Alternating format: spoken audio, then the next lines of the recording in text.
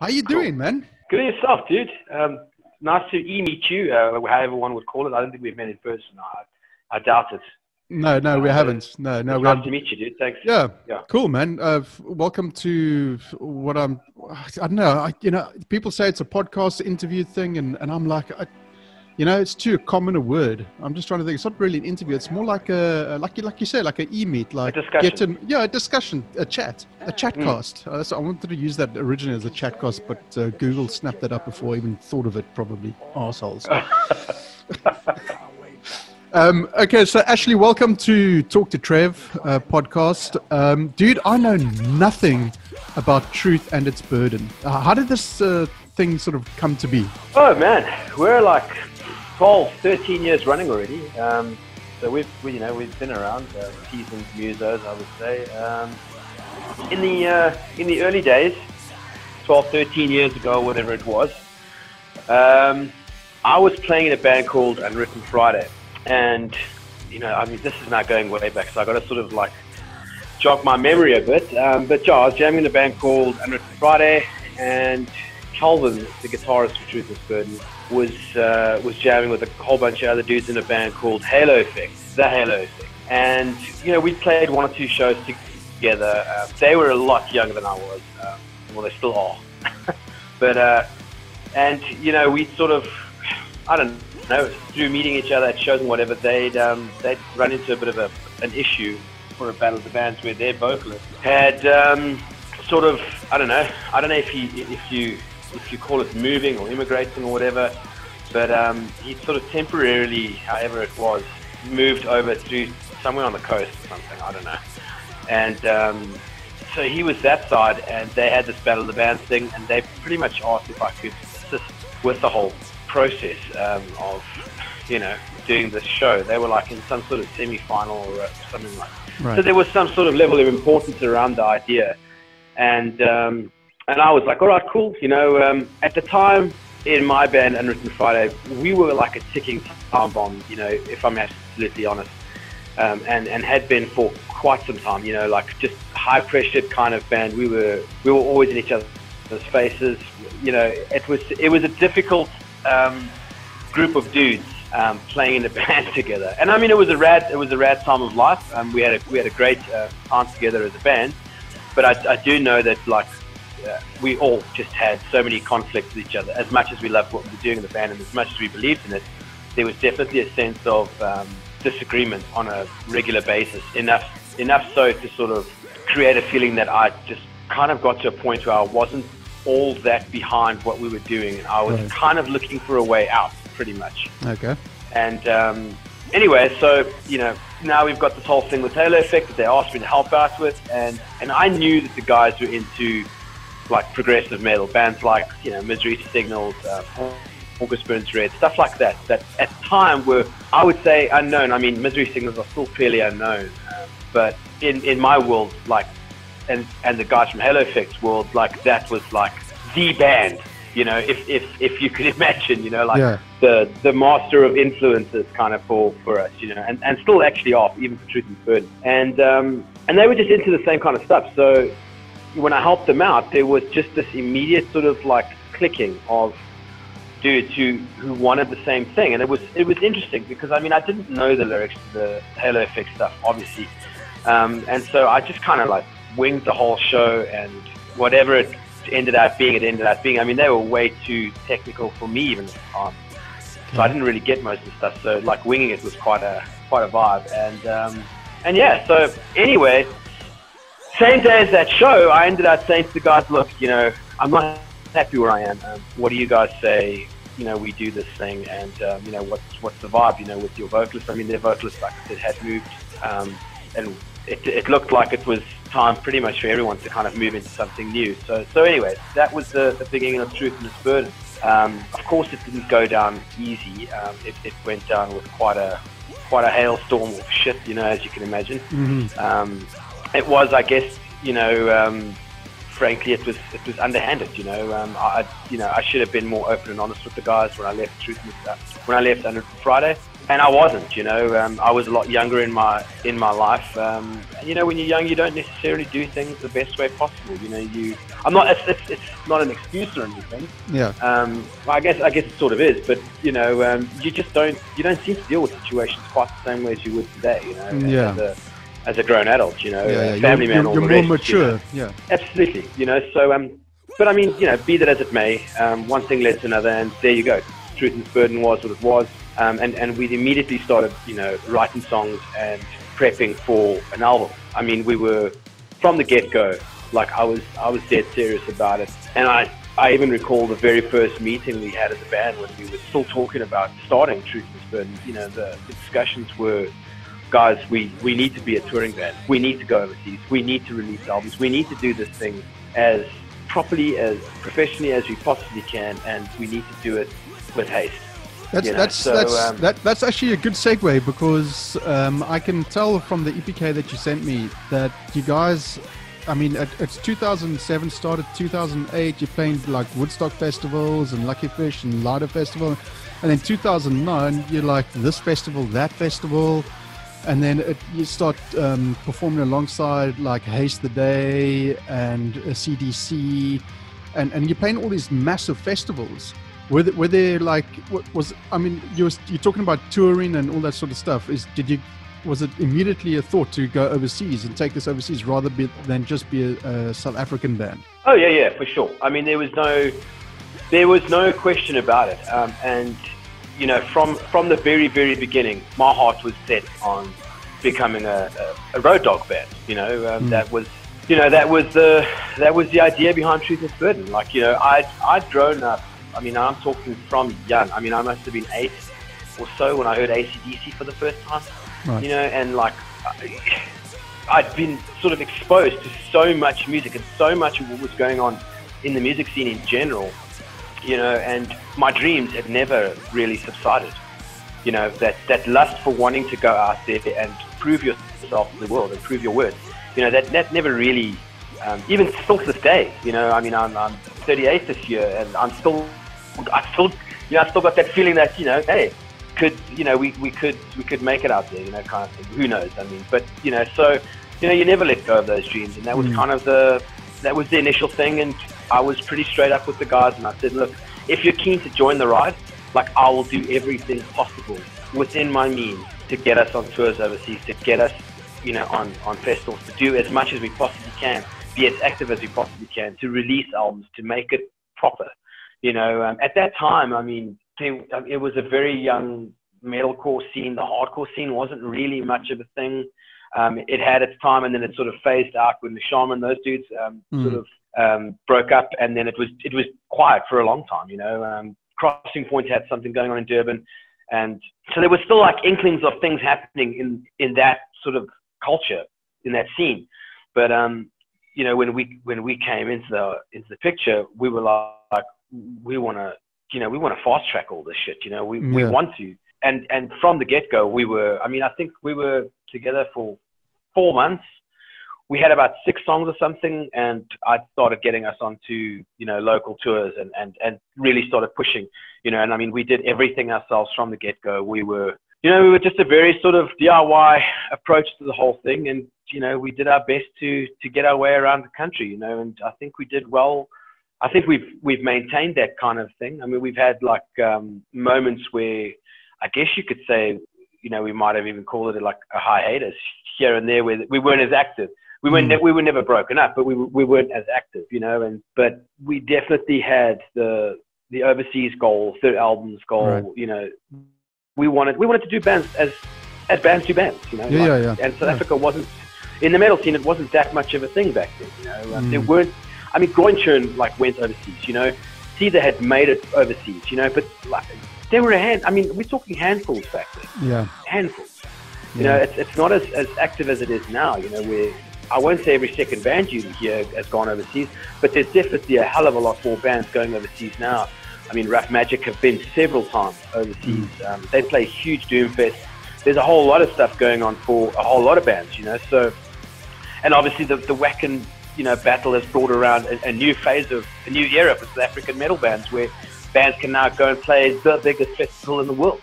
Well, I think this is exactly this is exactly what we need in this country is more opportunity to go and reach people abroad, because we don't get that opportunity. Not many bands come out. I mean, I say that in one sentence, but really, if I look at your EPK, the performances that you've toured, the bands that you've toured with, I mean, it's a hell of a fucking list, man.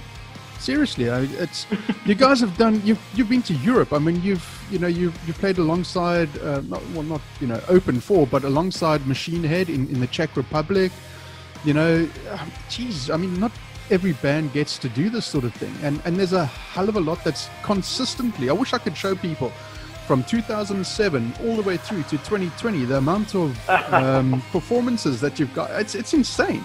It's non-stop by the looks of it, and I mean that's exactly what we need. Yeah, for sure. But I was going to say, I knew nothing about you guys, and yet you've had this 13-year run of insanity, and the name rings a bell, and obviously the publicists that you have. Who's it? Warren Gibson and co. Warren Gibson, yeah.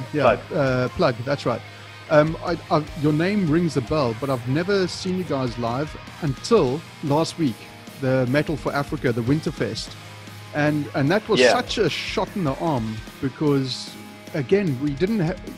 If this COVID shit hadn't happened, I would never have heard you guys, and we wouldn't be talking now, which is the upshoot of this coronavirus. But now we're getting to speak, and the set that you guys did for that Winterfest was fucking phenomenal. And I still remember, like, I still typed that message. I was like, "Fuck, this band is amazing." It's like okay, they're 13 years running. It's the first time I'm hearing it. Why is that? Why is it so difficult to reach people in South Africa? I think one of the biggest factors for a band like us not being known is physically the word hardcore. I think people hear that word, they get the wrong impression. They I don't know, dude. Like, I've gone through the scene for so long, and like we've gotten to the point now where, I mean, there isn't really a hardcore scene now, if I'm absolutely honest. And there may be those who disagree with me, but I mean, there just isn't. There are a handful of bands who still play the style, and but for the most part, like, it was just one of those subcultures that just didn't gain traction. Irrespective of how good the bands were within that scene, like, it just never gained traction as a whole.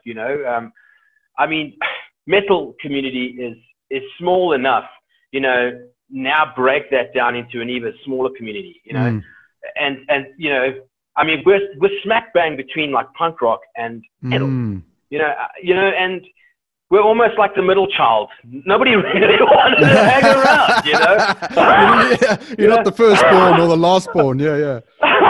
You know what I'm saying? So, it's a weird thing. Like, and, so, I mean, there are those who fully love it and who are legitimately into hardcore and, follow what's going on properly. And, and that's cool. Like, we've had fans that have been with us since the very first time they saw us. And we'll always love and appreciate that kind of thing, They've seen our growth as a band. They've seen the ebb and flow of the scene, so to speak, But I think one of the biggest reasons is just the fact that we call ourselves a hardcore band, which, like, I almost detest now, because I feel like it's such a, nobody wants to pigeonhole themselves, but unfortunately some styles are just, they're that way, you know what you are, and so you put a fucking label to it, and it almost throttles you in itself, You pigeonhole yourself, yeah. Yeah, and it sucks, because, I mean, truth be told, we play a majority with metal bands, and I think because there's they're a hardcore band, like, a lot of metal bands are just like, we're just overlooked, and it sucks, like, I do often wonder to myself, like, geez, like, why haven't we gained much traction at all as a band, like, I know we're not shit. It's one of those things, like, you write decent songs, like, if you're in a different part of the world, you'd be well received, or, on a different stage, you'd be well received. And yet we still don't gain traction. I mean, who knows, man? It's a difficult one to answer, isn't it? Because it's just like, absolutely. Fuck, how do you put this? There's like 70 million people in this country, maybe 1 million like metal. Okay, metal, Totally. hardcore. You know, You're being generous there. yeah, I think so. But I think a lot more people are getting turned onto it. And I think with events like that online, the Winterfest Pat put on with the Metal4Africa boys and girls, they did an outstanding job. Now, I'm going to use that as an example because I would have never have heard of Truth of Its Burden. I would never have heard, seen, let alone heard. I would never have seen your band or you guys, if it weren't for something like that. Now, how's this whole online thing because of COVID? Do you think it's going to change the landscape at all? Look, I can say as much as I think for us as a band, it's definitely changed for the good. You know, like at first, I remember like thinking at first, you know, like fuck this whole like online thing. You know, this live stream thing is a bunch of bollocks. There's no way it's going to work. And you know, I still have my reservations. Like, you know, we all love live music. There's something a live environment has that, you know, sitting behind your computer. Yeah, the sound is different and everything, and the feel and the sweat and the beer spilling all over you and everything. Yeah. 100%. You know, and you know, so, but having said all those things, like it's pushed us into a corner. I mean, like for example, you know, as soon as we went into lockdown, I immediately sought to finish my home studio project, which is where our show was recorded, you know. So immediately like got that off and just rushed with it and got it done, you know, and it was quite an undertaking. So, you know, there was all that was going on. And if it had not been for coronavirus, I may not have had that happen just yet, you know. So now we have that.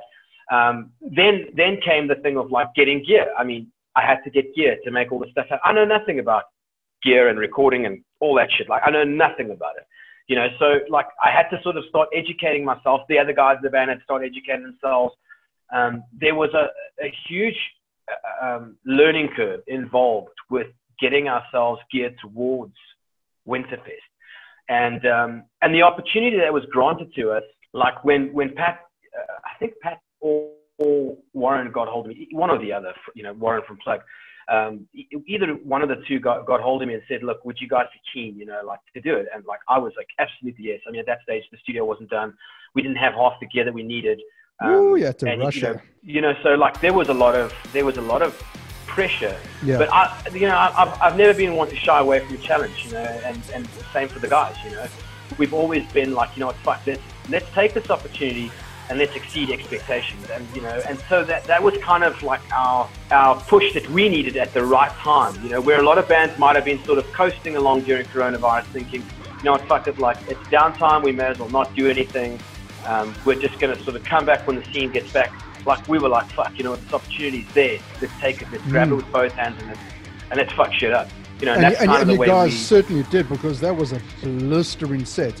And I was going to ask you, are you guys going to put that out on your YouTube channel, or is it going to be accessible for people? We are, yeah. Okay. That's we definitely, yeah. We, you know, that was one of the early things that came about with the discussion with Pat was, you know, are we going to do this thing as a legitimate live stream, or are bands going to do like pre-recorded sets that will be streamed? Yeah. And I think, to be honest, I mean, you were there on the day. I'm sure you watched all the bands. You would have been. I tell you, I tried, but I had a function on. It's so hard. I would have sat there, but I had something on. So yeah, I missed. No, for sure. I missed the first few hours, I think. And in fact, it was the band before you that I got to see, and then you guys came, and I was like, okay, let's see what this is all about, and boom, blew my fucking mind. Right, but so you know, there, you know, bearing in mind that like this was new territory for all of us. I mean, none of us are live streaming gurus. None of us are sort of home recording gurus. None of us know how to put music to video. Like this is all very DIY. Yeah. You know, for everyone involved. You know, I mean, there were guys in the scene, in some of the band's performances that, you know, there were professional guys involved. You know, of course there would be. You know, there needed to be. Yeah. But for the most part, like bands were all stringing together all possible resources to make it work. And you know, so I think given that, you know, Pat had given the opportunity and the whole thing came about of like, do we do a live stream or do we do pre-recorded things? I said to Pat, I was like, dude, to be honest, like we thought we could do the live stream thing, but the gears required to make that machine move are so much greater than if we pre-record and we do this thing, you know, as best as we could, and then release that kind of thing, you know, as a full, and ultimately it worked out that pretty much every band had the same idea. You know, I think Chris Xenopoulos was the only guy who did a live stream thing, you know, and it's an extremely huge undertaking when you do it on a one band level. Now make it a festival and try and pull it off. You know, that's really hard. I mean, as soon as the 8 hours or 10 hours were done, I was like, fuck, that was so rad. It was almost like being there, but without, you know, the sweat and the beer and whatever else. And I actually, I really enjoyed it. And I was just like, fuck that. Well done, Patton, to the guys at Metal4Africa and the ladies. Well done. And then I just read comments, people saying, oh, that was okay. Oh, I couldn't log in. And I was like, fuck, organize your shit, people, you know, get there and enjoy it, and just be grateful. You didn't have to pay a fucking cent. There's number one, you know, and it was free, and it was the first time for everybody. Just enjoy it for what it is. You're getting to see bands where you haven't seen bands for the last 4 months. So fuck, come on, man. Yeah. You know, but you know, it's the nature of people, you know. If there's something to complain about, they will, you know, and you're never going to escape it, you know. Yeah, there's a comedian out there that from the early 90s called Andrew Dice Clay. And I remember one of his first shows that I ever watched, he said, people are pricks. Boom, done. That's it. I mean, it's true though, isn't it? Because everybody will find something to moan about. And, you know, it's, okay, fuck it. I don't want to go on for a tangent here. Let's just fucking leave that alone. Because then I'll just get super angry and I'll start naming names, and I don't want to do that. I want to live. No, sure. Fuck. I wanted to talk about the genre of Truth and Its Burden. Now, you say hardcore, mix between punk, metal. What are your influences? Because I've got a band in mind that when I heard you at the Metal4Africa Winterfest, I was like, fuck, this reminds me of one of my favorite bands. What are your influences? I would say our most obvious influences, if you know the bands, you'd probably pick it out straight away, are Counterparts, Misery Signal, Tick to Your Gun. Okay. Those are pretty big on the leaderboard for us as far as like our main influence is concerned. I suppose bands like It Prevails as well, Inks and Blood, Means, you know, these are not older hardcore bands. Life in Your Way, actually I should have had them in the first three. Life in Your Way is a biggie for us, you know, so yeah, I would say bands like that. Okay. Even a little bit of Architects, I'd say. Okay, yep, okay, cool. One of the bands that when I saw you guys live, I was like, fuck, this is like watching The Refused. No, really? Yeah. Have you heard I do of know The Refused. Yeah. The Swedes. Yeah, the Shape of Punk to Come, that album. When I heard you guys, dude. Yeah, I was like, fuck, this is like watching The Refused. Heavier, but slightly heavier, because they are very, very punk. They're very sort of punk. Well, not see punk people go, but what do you mean, spiky hair and green? I hear what you're saying. And that's what I wanted to touch on, was because you know, we've got a metal community and it's really diluted, watered down with metalcore, melodic metal, and it's like, come on, people, it's fucking metal. Let's just, you know, let's be united, fucking family. You know, let's all be happy together. Like you say, you pigeonhole yourself, or you know, and then you start like, fuck, I don't want to be just that. I want to be something else. Now, I Labor, that album is 3 years old. Come on, guys. What's going on? Come on. Where's the new stuff? It seems to happen every 3 years. I mean, if you look at the previous one, your Reset Renewed, that's a live EP. That was 2014. So you did 2009. You did Sending the Hope Home. You did Choices in 2013, and then you did 2014. So that was kind of quick, directly afterwards. But it is a live EP. And then I Labor 2017. So what's new? What have you got coming? So we've already started working on new material. We've got 2 or 3 tracks on the go. We released a single surfacing in between now and I Labor. So we haven't been complete duds. But I would say that the biggest part of, I originally thought that we would be pretty active on writing. during lockdown. And I must admit, we started with that intention, and then Winterfest came along, and it takes a lot of focus, it takes a lot of attention to get these things right. So we obviously rediverted our focus to that. And so then somewhere in the middle of all of this, we got an offer to do, the urban session. I don't know if you guys have seen the urban session.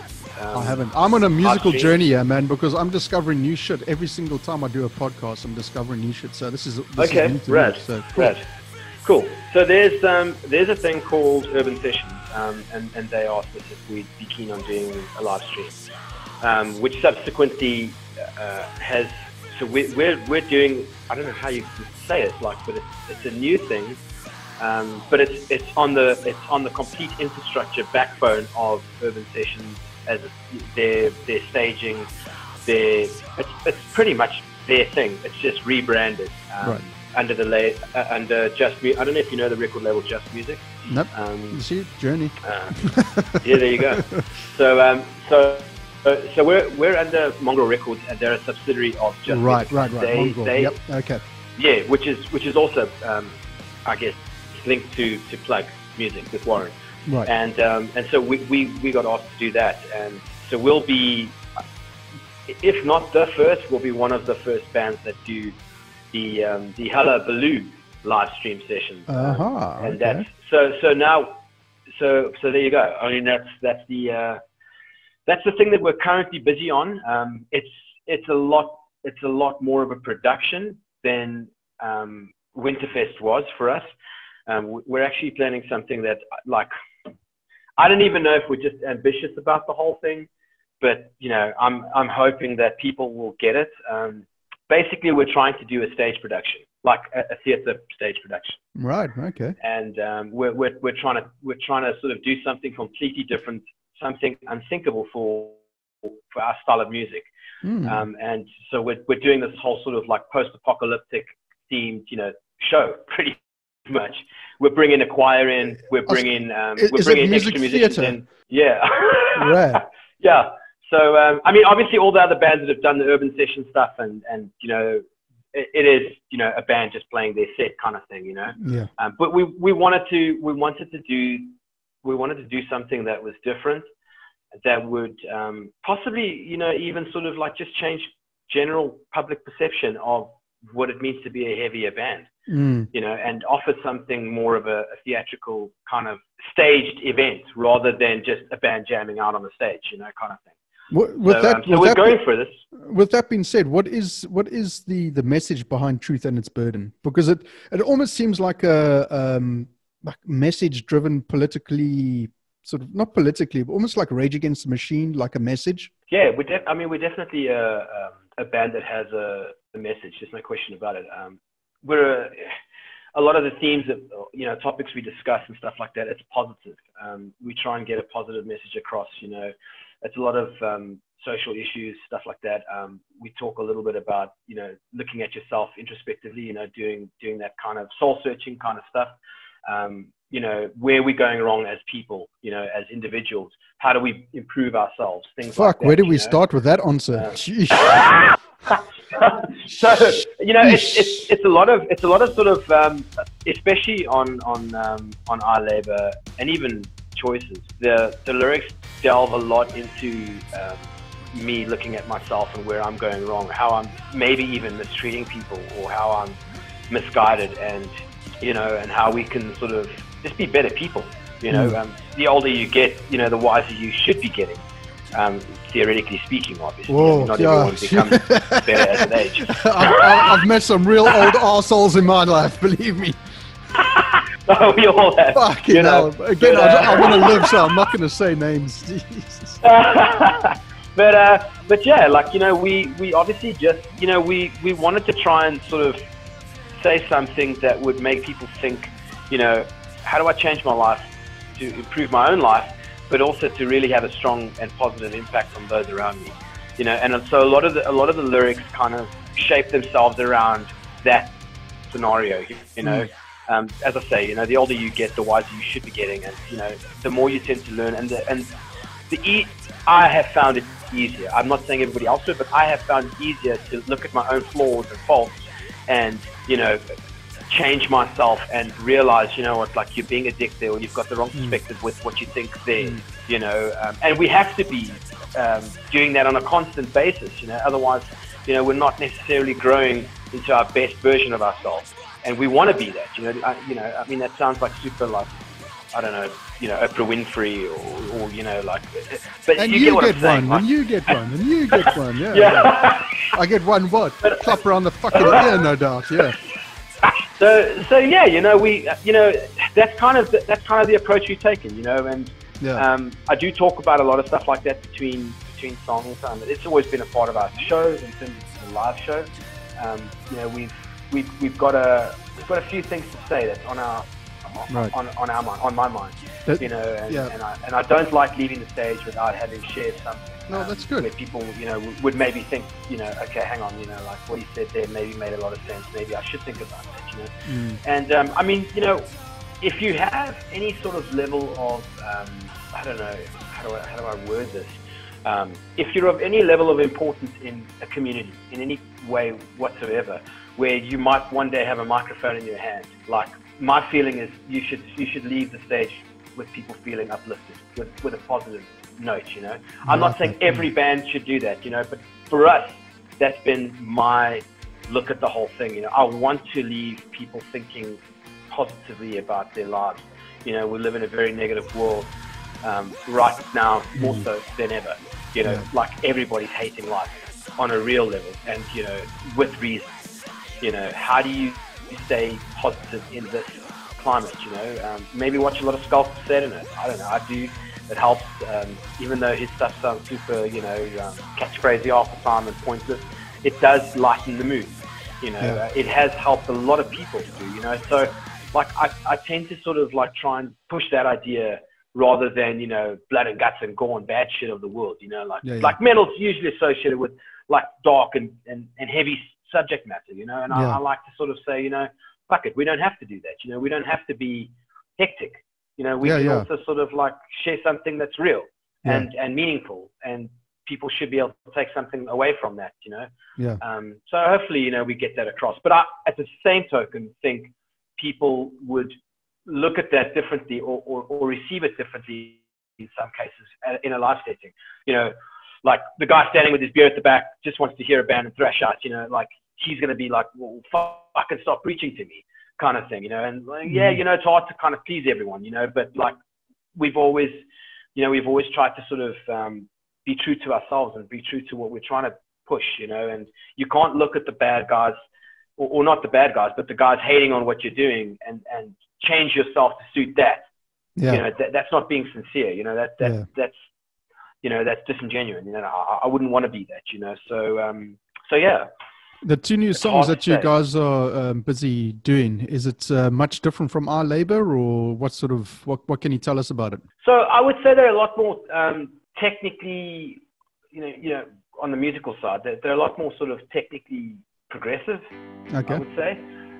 You know, our first album, Send in the Hope Home, was kind of, you know, if I think back now, you know, at the time when we were starting out and we wrote those songs, like we had no idea that prog metal would be what it is today. You know, the peripheries weren't around then, you know, that kind of thing wasn't a big deal, you know. There were a handful of bands doing it and they weren't even that well received. So, you know, but yeah, so run through the evolution for me from the 2009 to the 2017 releases. Okay, so Send in the Hope Home was a very, very progressive album. Right. We've had different drummers on every album, so that's worth mentioning, because that definitely changes the fabric of the weave, you know. So you got to know that, like, a more technically proficient drummer who's able to, you know, play off-time shit and weirdo shit, like, you can work with him differently than what you would someone who's more capable of playing something more sort of straightforward. So we've worked well with members as we've had them.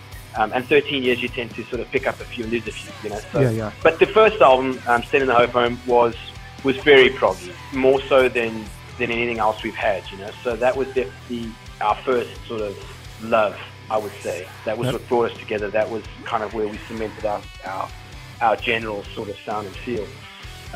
Whereas Choices sort of took a more sort of slower kind of approach. There were still definitely sort of progressive elements in our sound, but it was a lot more sort of tuned down on that sort of like metal sound, if I can say it that way.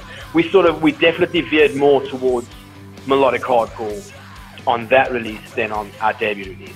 Okay. I mean, some dudes into metal may actually listen to our debut album and be like, fuck, that's a rad metal album, and straight up call it a metal album.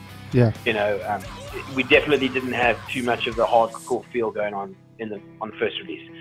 And then, of course, look, the live EP was pretty much just a couple songs that we'd already been playing off choices, so plus one or two that hadn't been released on any album. And then I remember when we toured Choices in the States and in Europe, we were doing that tour, and we got back, and we were on plane and home, and we were talking about our sound and what we liked about it, what we didn't like about it, what we would kind of go for on a new album. And we sort of said, you know, we need to kind of do something that makes people want to move, you know, and maybe faster paced stuff would be, you know, kind of more along the lines of where we should be going. And so that's kind of where our labor took a different shift. You know, it was a lot more faster. It was a lot more aggressive. We worked with a great engineer, with a great producer, Clinton Watts, and, you know, he brought out the best in everyone on the day, you know, and we just happened to just craft something that we were genuinely full-blown stoked on, which is our labor, you know, and so, you know, that was for us, like, I guess you could say the final cementing of what we wanted to sound like as a band, and the songs that we wanted to sort of push out there, and the message we wanted to convey was exactly as it was, as we'd always envisioned. We just took a long time to get there. Yeah. Now, where we're going with the new material is pretty much, it's sort of like an labor approach for sure, in terms of how we write and structure stuff, but there's definitely a little bit more of an inviting the old back to the fold. You know, we wanted to bring a little bit more of the progressive elements in, you know, that were maybe sort of featured on Sending the Hope Home. We wanted to bring those more progressive elements in on the new stuff. So yeah, it's a more overall kind of career album, if I can say it that way, where there's a little bit of everything. So if you liked a little bit of the first album, you might like the new album that comes out. You know, if you know, and so yeah, that's the approach we've taken to the writing process so far. So it's early days.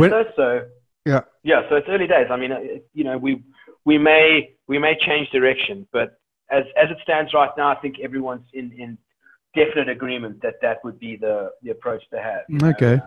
And so, were you guys signed to record labels? We were. Okay, because I see the first two albums, Hope Haven Records and then Rite of Passage Records, and then why switch over to the self-released option? Other than having control. Oh man, we had a bad fucking run with Rite of Passage, which is actually Mediaskare Records. Now, at the time, Mediaskare isn't actually around anymore. They pretty much fucked over every single band ouch. Okay. that were on their label. But they were prominent. They were huge at the time. I mean, they pretty much signed every cool hardcore band there was. I mean, they'd signed The Ghost Inside. They, you know, they had Betrayal. They had As Blood Runs Black. They had a whole slew of metal and hardcore bands. You know, they pretty much had anyone who was cool at the time. They had signed and released it. You know, so they were quite a big deal label and well respected. Okay. And so we got on them through doing the Ghost Inside tour. I mean, some may know this, others won't know this, but Truth and Burden has been largely responsible for quite a few international tours here locally. Whereas we brought out The Ghost Inside, we brought out Comeback Kid, we brought out Havard, Shipwreck AD, Dreamshade twice. You know, so like I've been very, very active on that level in the scene. You know, I've booked those tours, and the band has always been the backing, you know, sort of foundational support for these tours. You know, and in doing the Ghost Inside tour, our connection with Mediaskare grew quite well to the point where, you know, Baron had actually offered us a deal and said, look, you know, on the new album, we'd like to release it, you know. And I was like, okay, rad. Like, obviously, we're mad stoked. At that point, you know, Mediaskare was probably its strongest, right? You know, as a record label. And I mean, they were based in Los Angeles, California. Everything going for them. The best bands are all there, you know, and everyone wants to be there, you know, like they're at the prime and they ask us to join.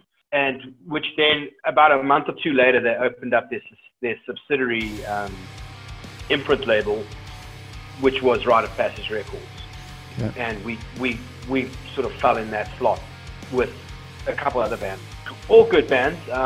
Why am I suddenly hearing the theme music for Jaws approaching me from behind? Yeah. So I mean, it was a weird situation all in all. But what ended up happening was we toured Europe and came back to Africa, did one tour here. This was like 6 or 7 months solid hard touring. Okay. We did Europe, we did UK, we did South Africa. We went straight to USA for 3 months touring in the USA. But when we got to the States, we were at Baron's house, you know, and he owned Mediaskare. But at that time, pretty much we were at the beginning of what was falling apart, I would say. Oh, okay. It felt that way. There was definitely a sort of feeling in the air that the label was actually starting to disintegrate. Ghost Inside had left him, and I don't think he could take it. That's the long and short of it. I think if Ghost Inside stayed on his label, I don't know if you know the Ghost Inside, but I'm sure by now you would have heard of them. They had the huge bus accident, and they are massive as a band, you know, in the hardcore sort of realm of things, you know. And so anyway, but just before we got there, they had left the label to move over to Epitaph Records, which is obviously where Parkway Drive and Architects are. So, you know, they moved up to a full-on legit label. They got were they poached or did they leave on their own accord? I mean, for argument's sake, let's say they were poached. I mean, they probably were. I don't think you would, you know, I don't think they thought to, I mean, everyone would want to get signed by Epitaph Records, let's be honest. In that neck of the world, like that's the going best of the best label to go on. You know, all your favorite punk bands of all time are all there. Kind of thing, you know. So it makes sense, It makes total sense, you know. And the label's got money. They got financial clout. Yeah. You know, they always have had. You know, they always will have kind of scenario. And they were diversifying their roster for quite a while. And then obviously, you know, fast forward and now Ghost Inside on, and this had a knock-on effect with Baron and how Mediaskare was run, and it just started going downhill. I mean, we got there and like we did this tour, and then we did the next one. And then we did the next one. On our return, we bought this van with Baron halfway. So like Calvin and myself, so our guitarist Calvin and myself, we went halfway on a van buy. Wow. With Baron. We didn't have enough obviously to buy a decent van. Yeah. So he was like, all right, cool. Well, why don't I go halfway with you guys, and then when you're not here, I'll rent it out, because he was already doing that anyway. So for him to buy another van wasn't really like that much of a, you know, out of the box idea for him. You know, he was happy to rent it out to bands, and we were like, all right, well, fuck it, you know, like we're gonna come back, so that's all good. And what ended up happening was he fucked us over on the band. Oh. So we lost the band. We got back to South Africa. We brought out Betrayal, which was another one of the label's bands. The tour didn't do well. It just didn't do well. And I think Baron's expectations were way high. You know, he'd had an understanding that they were going to do as well as Ghost Inside did. And the Ghost Inside didn't do well, you know, but he maybe thought that, you know, I think he had a skewed idea on how well these bands would do in South Africa. Hardcore was small, you know, and these bands were unknown at the time. Yeah. When Ghost Inside came to South Africa, no one fucking knew them. They hadn't had the bus accident. They weren't on Epitaph. They were a small-time band in South Africa. Yeah. They were big overseas. You know, they'd done support tours with Bring Me the Horizon. You know, they'd done Parkway Drive and all these things that they'd done by the time they got to South Africa. The people here are different. They don't know these bands the same way, you know. And so, you know, his expectations were like, well, you know, Betrayal's going to come out here, who fucking nobody knows. And he sent them here with not even their real vocalist. You know, so like he sent them with a guy who was fucking literally reading lyrics off a fucking sheet. Oh no! you know, I mean, respect to the guys for coming out here and giving it their best as far as the band's concerned. But like, it was a weird vibe. There's no question about it. Like, it was weird. And it was a difficult tour, and the guys left losing money coming to Africa, you know. Yeah, that's not a good thing. So, you know, it wasn't a good thing. And Baron's retaliation was like, fuck you guys. You know, him and I had a huge argument, and I was just like, dude, what did you expect? You know, like, we've done all we can do. The band weren't known. You were pushing this band. I was very reluctant to do it in the first place, but he was trying to rebuild a Ghost Inside with another band, Betrayal, that had a similar kind of sound, and it wasn't working. You know, subsequently, straight after the tour, the band Betrayal broke up straight away. There you go. I would say basically straight away. I mean, we're talking months maybe, but yeah, I mean, they didn't last another year. That's fucking sure. Wow. You know, so things just fell apart on various levels. We ended up, we'd had help at the time from Anton at Music Connection here in Joburg, who'd hooked us up with the guys from Spawn Drums to get a drum kit for our US tour. But by the time we ended our US tour, they were doing, I don't know if you've ever heard of that NAMM convention. Yes, I have. Huge gear convention. Yeah. So the NAMM convention was happening. We couldn't take the drum kit back to Spawn to return the kit. And Baron was like, no, it's cool. Don't stress. You know, the kit's here if the guys want to get it, or I will drop it off, because they weren't too far from his place. Right. And it ended up just being fucking, that's it. There goes the drum kit. Fucking never got returned. We tried our hardest to get the guy to return it, or to let Spawn go get their kit back. We ended up having to buy that fucking Spawn kit outright and pay Music Connection for the drum kit, like a straight purchase, you know. Damn. So, you know, we didn't just take a fucking hit on the band. We took a hit on you took a drum kit as well. Fucking hell. Yeah, for sure. And I mean, we were broken, dude. We were proper broken. You know, I Labor itself as a album is a direct reaction to how we got fucked over from Baron. Not a lot of people know that. I mean, it's an angry album. It is absolutely. I mean, we were fucking pissed off. You know, Dead to the World is that kind of scenario. You know, Regain Composure was like, you know, we were fucking pissed off. Like, there was no question about it. Like, we had a lot to say. We were angry. We didn't actually tell people what had happened. You're pretty much the first person I'm speaking with in an open forum and actually sharing what's gone down here. But like, we've just gone down this road for far too long. Yeah. And people need to know this shit. To some degree. Yeah. People need to know it, you know. So kiddies, here's the lesson. Don't sign with the record label, because they will fuck you. So the thing is this, all right, as far as record labels are concerned, I think the intentions are great. I think Baron was really, really not on. You know, he had a lot of bad ways about him. You know, he kind of had this gentleman's handshake approach, and then fucked you, you know, behind, you know. Yeah. And it was that whole process of releasing choices on Rite of Passage / Mediaskare was a difficult thing. You know, I remember sitting there sending emails, because, you know, you work in different time zones, sending emails at like 2 in the morning to try and get a response out of Baron. When is the album coming out? We spent months, and I do mean months, begging him to give us answers on things we needed to know. It became this running joke. Look, you know, in our band, like, and I say running joke, it wasn't a fucking joke. It was a sick fucking joke. Yeah. We were begging for someone to just fucking say, this is going to happen then. That's going to happen then. I'm going to help you here. This is how I can help you. This is how I can't help you. This is what I will do for you. He did absolutely sweet blow fuck off for us. Nothing. Other than pick us up from the airport and drop us off, like he did nothing for us. Any fucking dick can do that. Exactly. I'm going to do that. I'm going to go pick up a band and say I'm a record label. There you go. Dude, it was such a kick in the teeth. I mean, we can go on for hours how badly that situation went down, and how badly we were treated as people. I'm not even talking, dude. If I had to go into the vibe at his house, like, people would probably be disgusted at how human beings were treated. Yeesh. Like, when we stayed at his house, it was fucking vile, is what it was. You know, I know when I talk to friends about where is this now? He's in the States. He's in LA. I mean, somewhere, I suppose. I don't know if he started a new label. I kind of, you know, our last words weren't good, and I left it at that. And, you know, we never ever spoke again. and I, you know, how do you break off the record contract then? Well, it was a handshake agreement. You know, that was how he did it. Gentleman handshake. You know? Okay, you said so. Yeah, 100%. Yeah. So there wasn't any sort of. I mean, we have no right to our Choices album.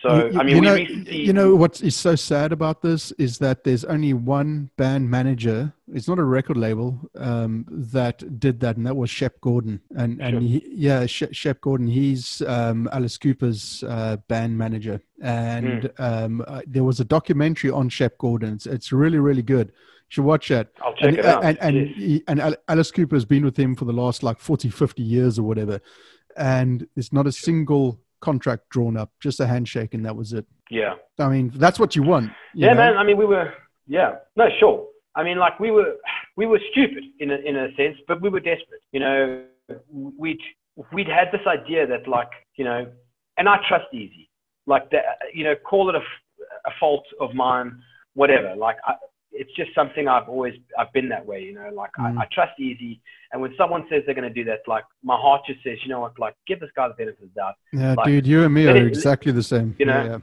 like let him rather prove me wrong than, you know, me going to this whole thing with like contracts waiving and, you know, let's do this and let's get everything on paper. And, you know, you've been stepped on, man. You've been fucking stepped on, and enough is a fucking enough.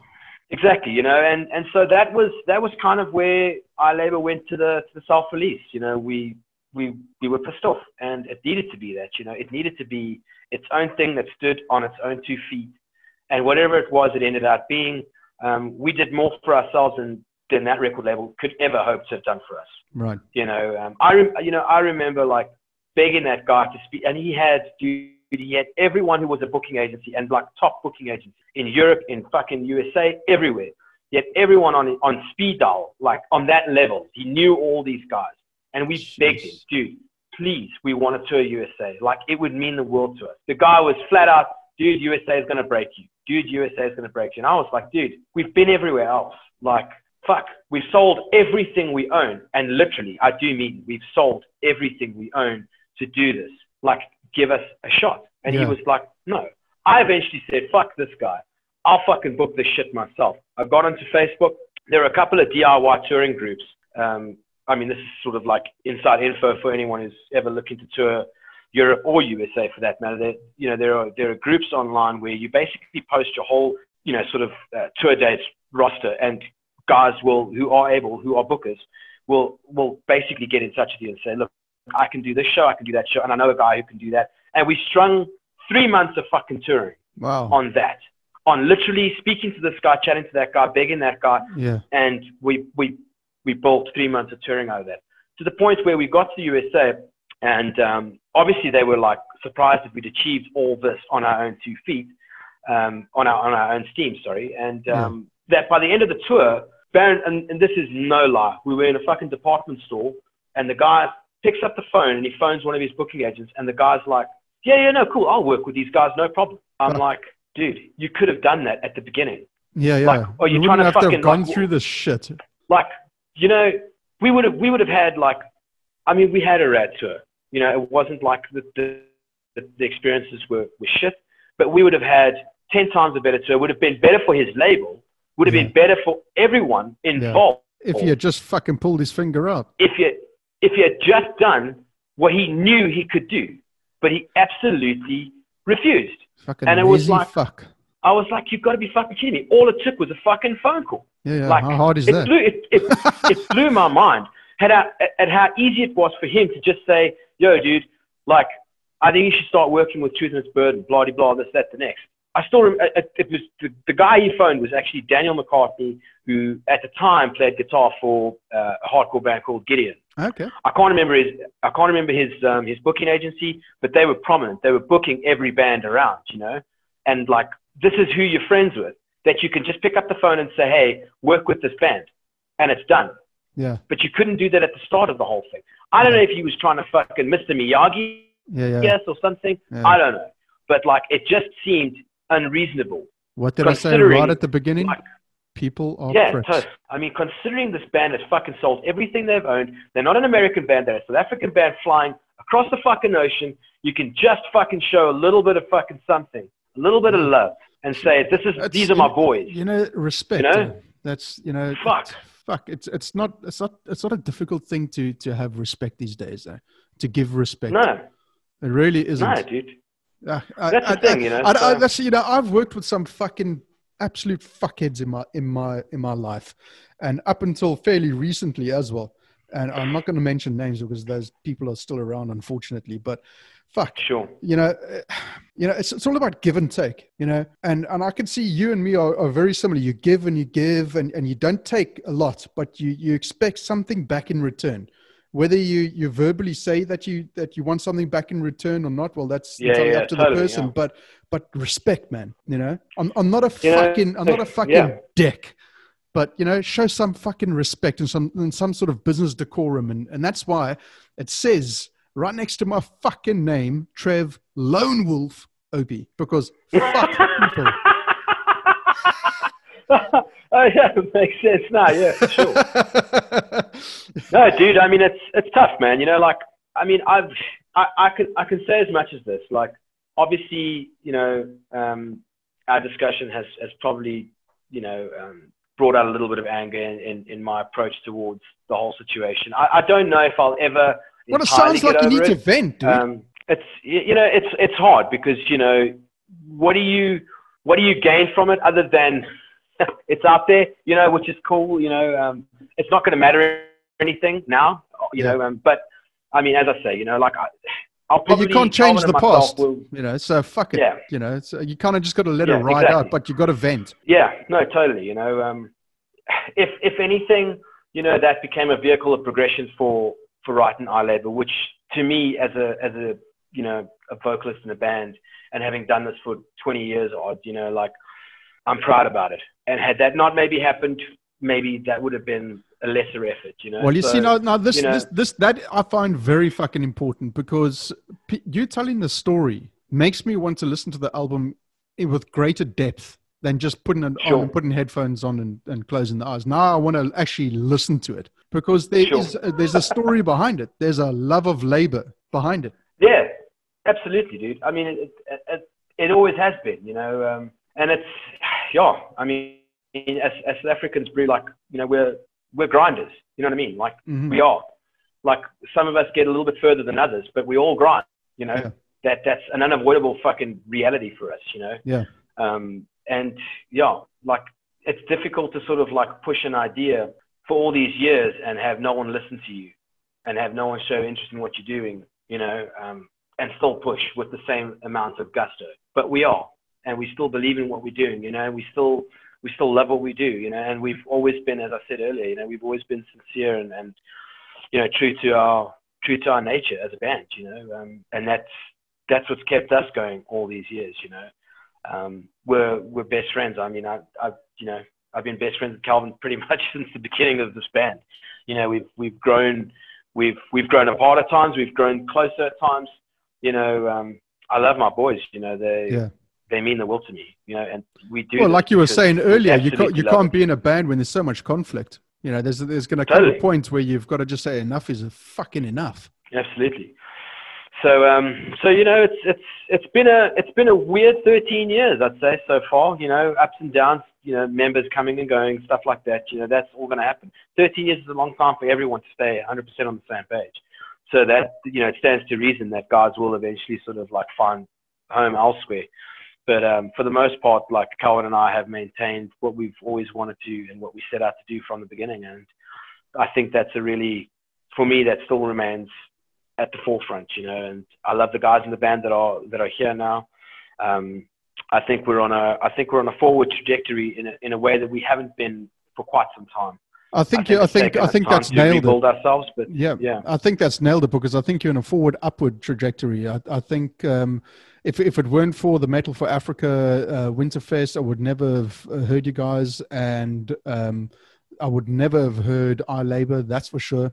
And I'm glad that it's happened, and I'm glad that I look forward to seeing you guys live. I'm going to call it live from now, not live.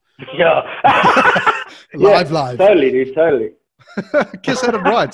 Alive. There you go. Live. Oh, sure. whatever. Fuck it. Well, Ash, yeah, I just want to thank you for taking the time out. I know I could carry on with this conversation for quite a while and get into the depth of that O's fucking house, but I don't think I want to. I want to feel human, not subhuman. Oh, shame, man. But anyway, Sorry, who wants to give? I painted a bit of a grim picture. No, fuck, he probably deserves it, the fucker. Yeah, I want to feel human. I don't want to feel like I've got like things crawling all over me. Thank you very much, and yeah, fuck that. But anyway, look, Ash, it's a great album, and you guys have, jeez, it's fucking immense, and I'm really gonna listen to it in depth now. That the story behind Thank you. makes the album even more desirably to listen to, if that makes sense. Cool. No, sure. I hear you, man. Thank you. Awesome. Ash, and to the rest of the guys, if you're listening, thank you very much for tuning in, Ash, and thanks for speaking to me. Thanks for having us, man. Thanks for having me. An absolute pleasure, man, and I look forward to the next stuff. 2021 release? Yeah, definitely. Absolutely. Not this year. Absolutely. No, I doubt it. I mean, this year's a write-off for most things, but I doubt it's going to happen this year. Okay, cool. Self-release stuff. Did, that would be great. Fuck managers. Yeah. Fuck everything else.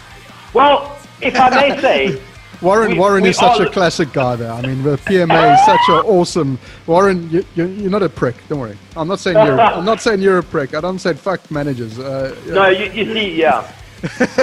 Dave Friedman, to... you're a nice guy. You're a very, very cool guy. Management and bookings, and Warren is the media and publicity. And Warren, this is a message to you, Warren, directly. I'm sorry I didn't come through you to speak to Ash. I'm just saying, sorry. This is very much an impromptu chat request. I apologize for that, Warren. At Plug Music Agency, you can call Warren on 083-548-0946. Warren at plugmusicagency.com. For media and publicity. If you want to speak to Truth and Its Burden through management and bookings, you can speak to Dave Friedman, 083-205-0552, Dave at plugmusicagency.com. There you go. A shout out for you fellas. Cool. Thank you. Appreciate your time. All righty, Ash. Keep well and keep safe, and thanks very much, man. I hope to do another one with you guys, with you and the rest of the band, perhaps at some point when the new stuff comes out, man. Cool. Trev, before you go. Yes.